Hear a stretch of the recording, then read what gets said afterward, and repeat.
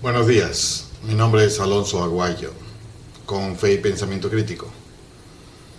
En esta saga del libro de Levítico, de lecturas del libro de Levítico, el episodio de hoy nos toca leer el capítulo 12 de Levítico.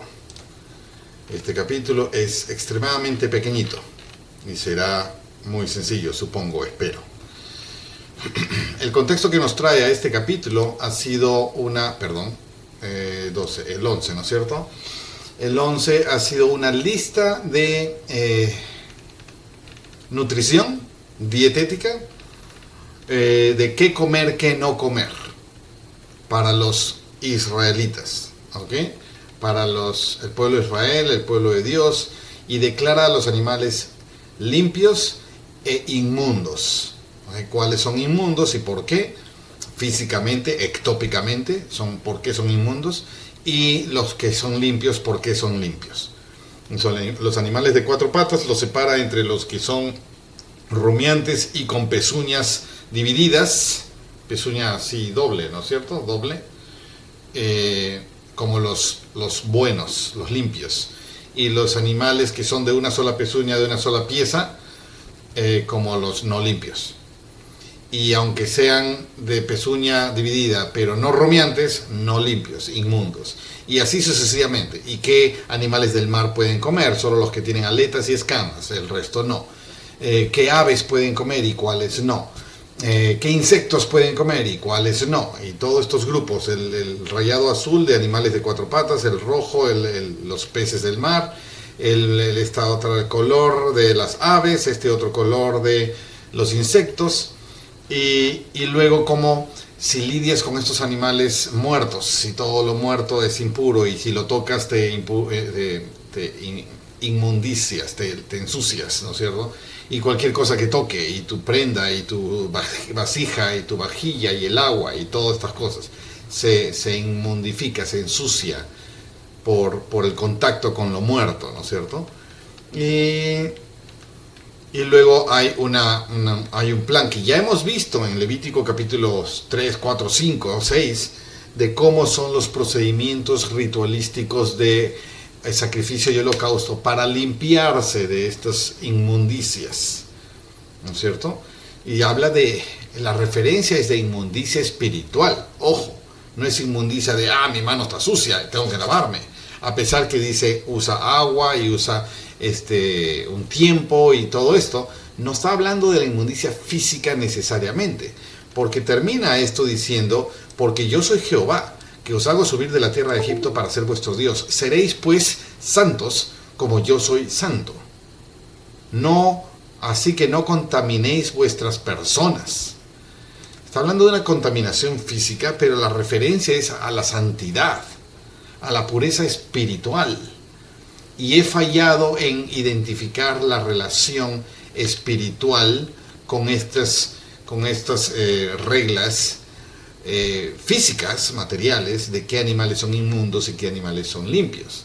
Acá está claro cuáles son y cuáles no son, pero el por qué ha escapado a mi comprensión superficial. ¿Okay?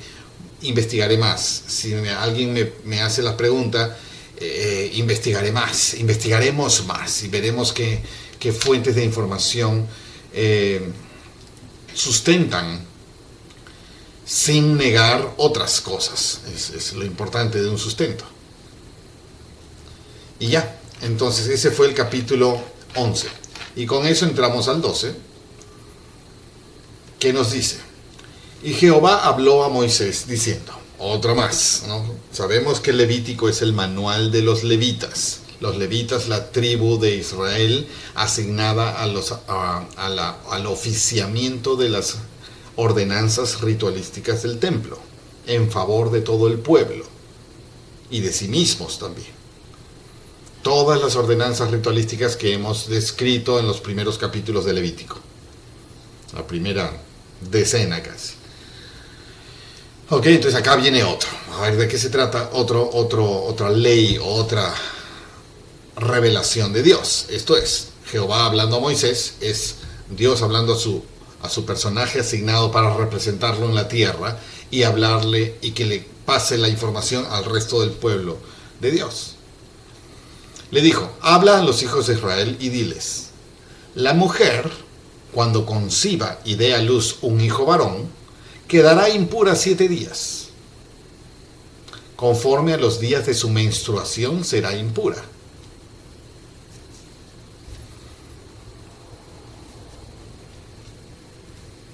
Igual que los días de menstruación, o sea, cuando menstruaban durante 7 días también estaba impura. Estoy impura. Qué interesante. ¿Y por qué la menstruación es una evidencia de impureza? Si es un procedimiento natural, físico, fisiológico. Pero cuando da a luz también 7 días de impureza. Y al 8º día se circuncidará la carne del prepucio del niño. ¿Te acuerdas? La forma del símbolo del convenio abrahámico, la circuncisión de la carne del prepucio del niño de 8 días. Mas ella, la madre, permanecerá 33 días purificándose de su sangre. Ninguna cosa santa tocará, ni vendrá al santuario hasta que sean cumplidos los días de su purificación. Entonces estamos hablando de 7 días de impureza después de dar a luz y 33 días purificándose de su sangre. Ahí está la clave, creo, purificándose de su sangre. ¿Qué? De su sangre, la propia sangre de ella, de la sangre del niño recién nacido, de la sangre perdida, purificándose de su sangre, es un fortaleciéndose, no moviéndose, no haciendo nada, no yendo a ninguna parte para que recupere todas sus vitalidades, purificándose de su sangre. Ninguna cosa santa tocará, ni vendrá al santuario hasta que sean cumplidos los días de su purificación. ¿Ok? O sea, 33 días, más 7. ¿No es cierto? O sea, 40 días. Otra vez vemos el número 40. Y 5. Y si da a luz una hija, quedará impura 2 semanas, conforme a su impureza, y 66 días estará purificándose de su sangre. O sea, todo el doble. 1 semana y 33 días, 40, de impureza y purificación si das a un hijo varón. Y 2 semanas y 66 días, o sea, 80 días, 2 bloques de 40, si es mujer. ¿Qué sentido tiene esto? Y podemos alucidar, ¿cómo se dice? Alucidar, ¿sí? Alucidar que, bueno, esta gente no sabía nada médico, no había ningún avance científico de los entendimientos de los procesos físicos. Sin embargo, Dios sí. Dios es omnisciente. Dios todo lo sabe. Así que, ¿cuál es la lógica? Si Dios lo dijo, está bien. El que no lo entienda no es excusa para decir está mal, o era sexista, o de qué está hablando. Es una evidencia de que yo no entiendo, pero quiero entender. La inmundicia era una con varón y era el doble con mujer, si tenía un hijo varón o si tenía una hija mujer. Y el proceso de purificación era 1 con varón, si había tenido hijo varón, y era el doble si había tenido mujer. ¿Qué sentido tiene esto? ¿Hay algún aspecto hormonal que podamos hoy en día comprender que pueda ser eficaz en el doble descanso o aislamiento de la madre que dio a luz? No lo sé. No lo sé.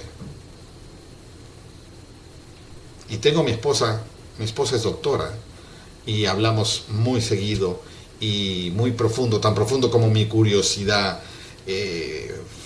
insiste, respecto a los temas médicos y el porqué de las cosas, el funcionamiento anatómico y el porqué de las medicinas, el porqué de ciertos protocolos, y el porqué, porque yo soy preguntón. Y jamás he escuchado esto, que haya algún efecto agravado en la madre por tener hija o por tener hijo. Da ganas de investigar. Da ganas de investigar. Pero nos desviaríamos por los senderos de las formas y no necesariamente por el fondo, a menos que haya un fondo que no entienda. Y eso es lo que me abre la ventana de la curiosidad. 6. Y cuando los días de su purificación sean cumplidos, 40 si tuvo un hijo o 80 si tuvo una hija, por hijo o por hija llevará al sacerdote un cordero de 1 año para holocausto y un pichón o una tórtola como ofrenda por el pecado a la entrada del tabernáculo de reunión. Como ofrenda por el pecado. ¿Tiene alguna relación su purificación, su tiempo de inmundicia y luego ofrenda por el pecado? ¿Cuál fue el pecado acá? Porque no puedo hacer una ofrenda por el pecado sin hacer un reconocimiento del pecado cometido. Entonces, esta gente lo sabe. ¿Cuál es el pecado cometido? Si hablamos de tener hijos y parir con dolor, digo así porque es una cita que se habló en los orígenes de la historia humana, según Moisés en Génesis, cuando Eva participa del fruto prohibido y se lo comparte a Adán, y así cayeron y se alejaron de Dios y fueron castigados. No me simpatiza la palabra por esta acción, pero fueron por consecuencia echados del jardín del Edén y a participar de un mundo hostil y una nueva naturaleza ingresada a sus cuerpos por la ingesta de este fruto prohibido, en un mundo caído, un mundo donde está la muerte, un mundo corruptible, donde se le dijo a Eva: concebirás con dolor, y a Adán: trabajarás con el sudor de tu frente, o te ganarás el pan con el sudor de tu frente, y la tierra te dará espinas en vez de frutas y flores espontáneas, como te has acostumbrado en el jardín del Edén. Ahora ya no. Y empieza la vida mundana normal como la entendemos hoy en día. Entonces, hay la referencia, hay un cántico, un rezo, me parece que es católico, donde dice, hablando de María, la madre de Jesús, que no conoció varón, pero sí dio a luz a un hijo de Dios, que fue puesta en sombra por el Espíritu Santo, y Dios la concibe y concibió sin pecado, dice el verso de un rezo católico, me parece, sin pecado concebida, o algo parecido. A ese pecado, a esa noción de pecado en el acto sexual, como sexo siendo un acto sucio, pecador, inmundo. No habla del sexo en estas reglas para nada, pero habla de un pago de ofrenda por el pecado, del cual ha estado inmunda 1 semana o 2 semanas y ha estado purificándose 33 días o 66 días, dependiendo si tuvo un hijo o una hija. Hay un pecado simbólico del cual limpiarse. ¿Sería el sexo primigenio que concibió a esta criatura? ¿O tiene que ver con el derramamiento de sangre a la hora de dar a luz? Estoy pensando en voz alta, ¿ok?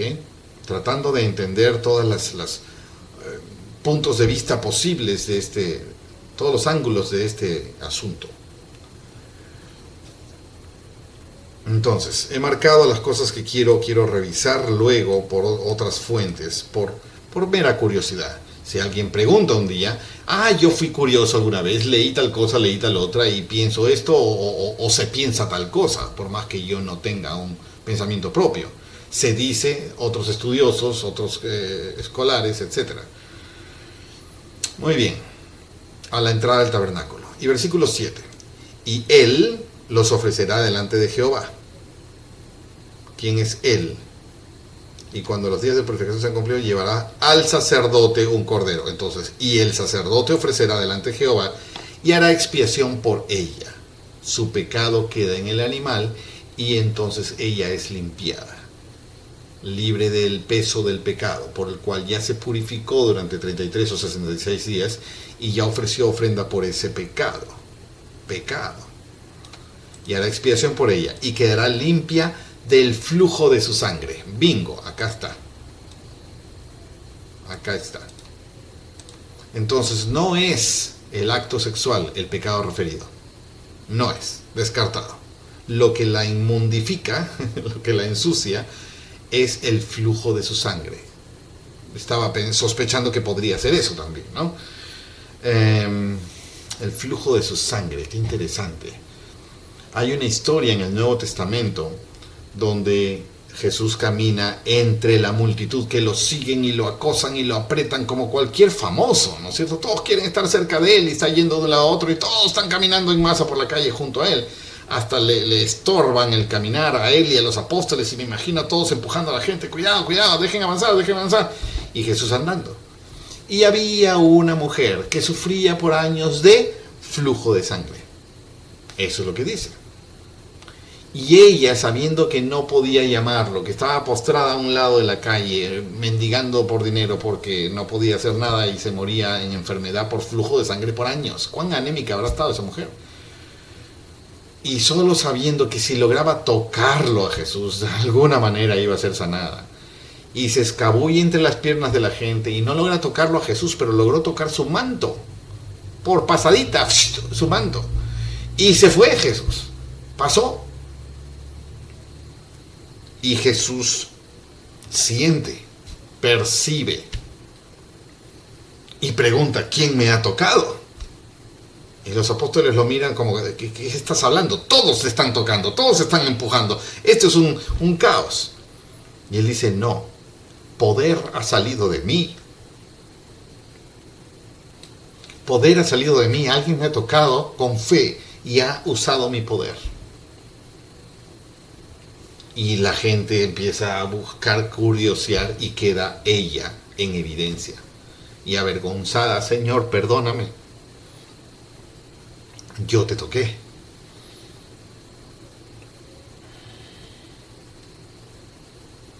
Tenía este problema y pensé que si te tocaba me sanaría. Y te ha sanado, me he sanado. Ve y sé feliz. Flujo de sangre. Bajo estas condiciones de Levítico capítulo 12, esta mujer debe haber sido discriminada terriblemente todos los años de su enfermedad, porque era una mujer impura, inmunda, está en su flujo de sangre y no puede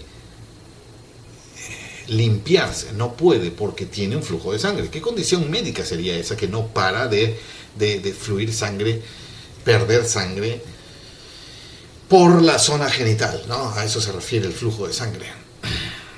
Similar a la regla, pero que nunca para.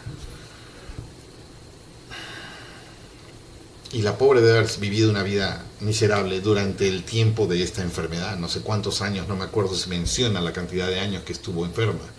Se me ocurren 8 o 10 años, pero no me acuerdo, hay que ver esa cita. Y si es discriminada, nadie le hace caso, nadie le atiende, nadie se acerca, nadie no tiene trabajo, no es fácil conseguir alimentos, no tiene hogar, ni su familia, ni... ¿Qué clase de vida, no? Entonces se hará expiación por ella y quedará limpia del flujo de sangre. El flujo de sangre es un acto que inmundifica. Y acá por referencia al inicio dice, conforme a los días de su menstruación será impura. Entonces asumimos que es sabido que durante sus días de menstruación, cuando dije la regla, este es un concepto muy del país donde crecí, pero hablo de la menstruación, perdón. Entonces, parece que ya es sabido que durante los días de la menstruación la mujer era impura.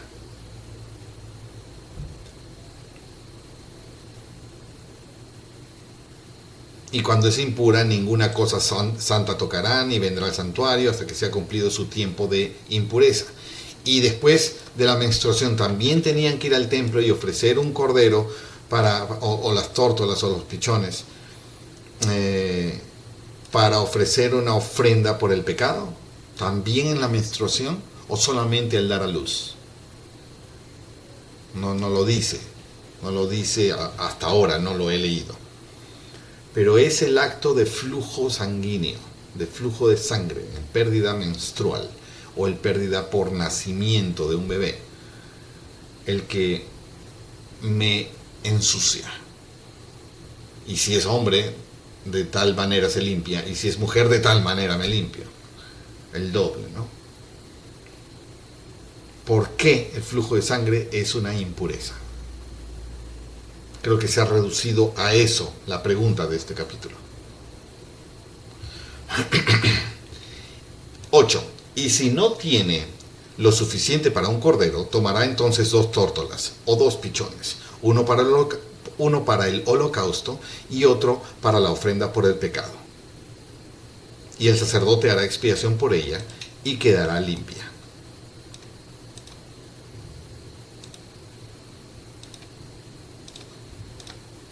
¿Ok? El por qué es lo que intriga, ¿no es cierto? El por qué.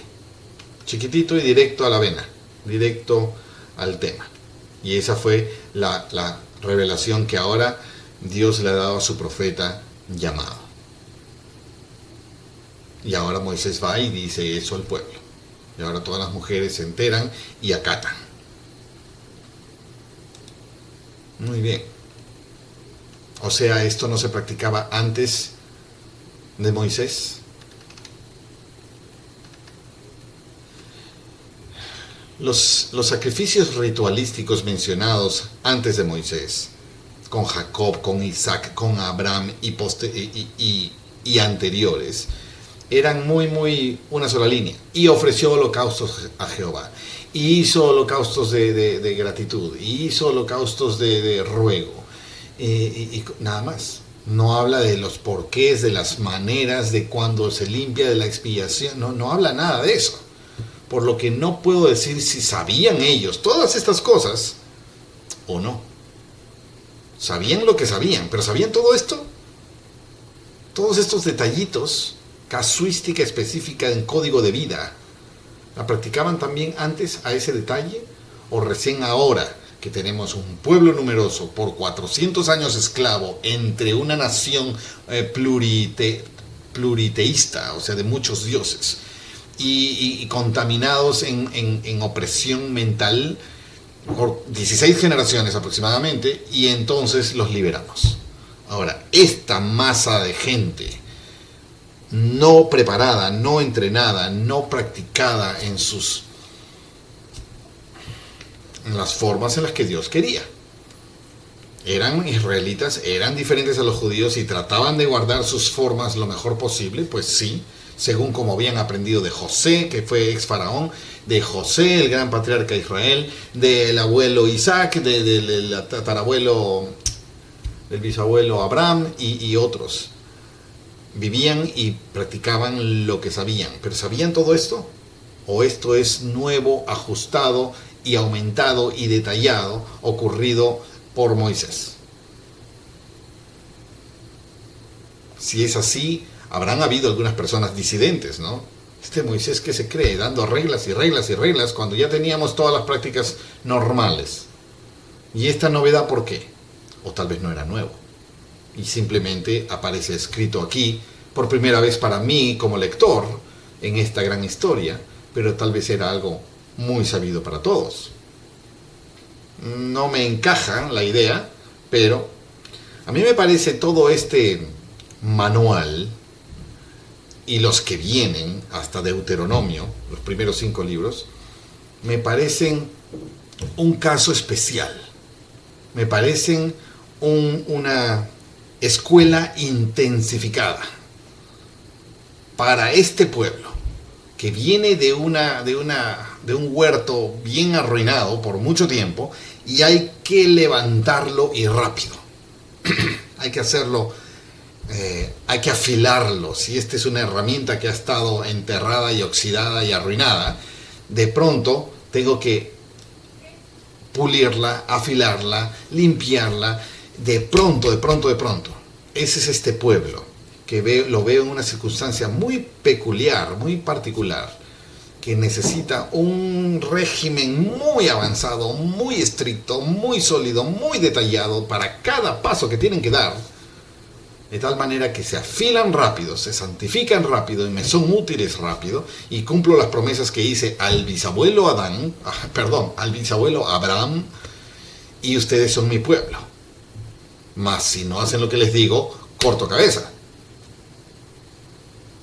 En fin, ya me fui por las ramas, pero es un efecto que me hace el tratar de entender. ¿Ok? Estoy pensando en voz alta. Y cierro aquí este capítulo. ¿Ok? Una ley sobre la mujer y su relación de limpieza e inmundicia en función a su ciclo menstrual y a su ciclo de tener hijos. Interesante. Cerramos aquí y nos veremos en el próximo episodio.